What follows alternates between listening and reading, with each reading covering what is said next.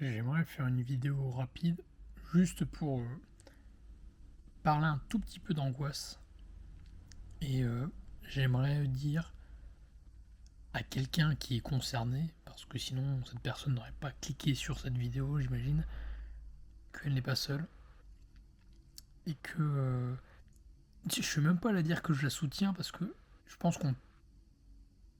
Je ne sais même pas si on peut vraiment soutenir de ça. Mais en tout cas, juste qu'elle sache que d'autres gens la comprennent un peu et ressentent ce qu'elle ressentent. Et je dis ça simplement pour. Je voulais aussi demander si jamais vous aviez des. Pour qu'on s'entraide, si c'est du soutien du coup, mais quelles sont vos méthodes pour pallier à ça? Qu'est-ce que vous faites pour définir vos angoisses, processer des solutions? euh, Quels gens vous appelez? Qu'est-ce que vous mangez? Enfin, c'est con, mais en fait, je fais cette vidéo presque un peu pour moi parce que j'ai plein de choses à dire sur ce sujet-là. J'ai fait tellement de choses pour mes angoisses qui finalement, en fait, se sont. Pour expliquer un tout petit peu, moi, mes angoisses, elles ont muté. Et ça continue encore un peu. Ça se calme là, parce que là, je commence à avoir fait le tour, mais quand j'ai une angoisse, par exemple, si je suis angoissé de parler avec des filles, cette angoisse, je vais la cultiver toute ma vie. Je vais essayer de trouver des solutions partout, parce que du coup, je vais me dire, ça me stresse de parler avec une fille parce qu'il y a ça. Et puis une fois que j'ai réglé ce problème-là, en m'y confrontant, bah, ça sera notre problème, et ainsi de suite.